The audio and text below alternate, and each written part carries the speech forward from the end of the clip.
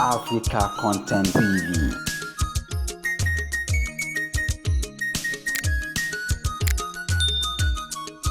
Àgbọ́nlá ojúṣe àgbọ́nlá ọgọ́jì ọ̀gá wa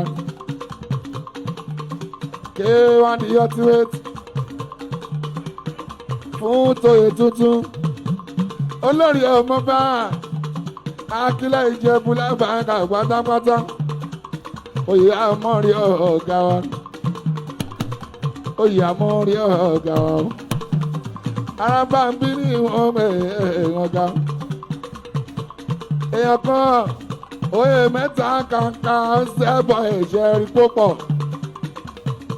Olúọmọ gbogbo Lagos Island pátápátá Máyégún in general nílẹ̀ Yorùbá olórí ọmọọba Akílẹ̀ Ìjẹ̀bú láàrin ìdìbọ̀yà o ṣẹ́rí púpọ̀ rẹpẹtẹ ọ̀gá wa congratulations Àyìndé ọlásùnmọ̀ mi o mo ṣì fi là ó bọ́ fọ́gá ibà sí òde àgàtà wọn kú ọ nífi ìlànà ẹ̀fì àlàdé ṣiṣẹ́ lọ́wọ́ mo congratulate oníṣẹ́ agbọ́lá o ọgọ́jì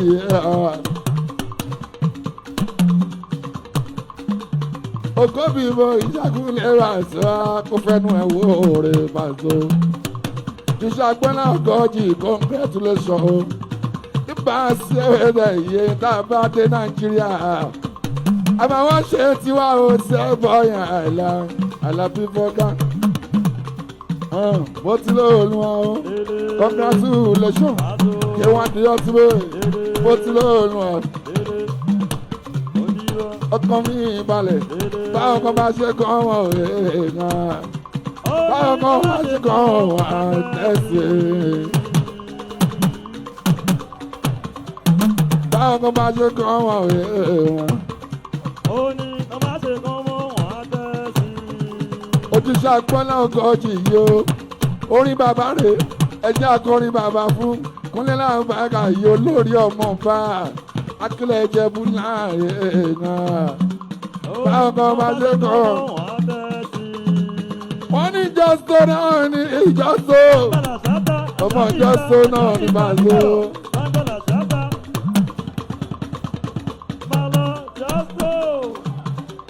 Wọ́n ní jọ́sọ̀ náà ní ìjọ sọ́nà ló ń gbọ́. Ìtàn bàbá gbẹ́kànga ọlọ́gbẹ́kànga ó pé oúnjẹ pàṣẹ kàkà kankan fún ẹ o ogun fẹ́ mọ yá tì kan torí tó ti dé bẹ̀rí o. Ìyàwó lọ́rù irọ́ ni kẹ̀kẹ́ pa. Èlà. Ẹ máa bá wí bá sọ ìdí owó bá wa ló gbà lọ. Ó fẹ́ owó kọ̀ọ̀ká ní kọ̀ọ̀ká o. Ó fẹ́ owó kan tó ní kò tó máa so. Ó lé ọ̀lẹ̀ wọ́n ṣe ká nígbà.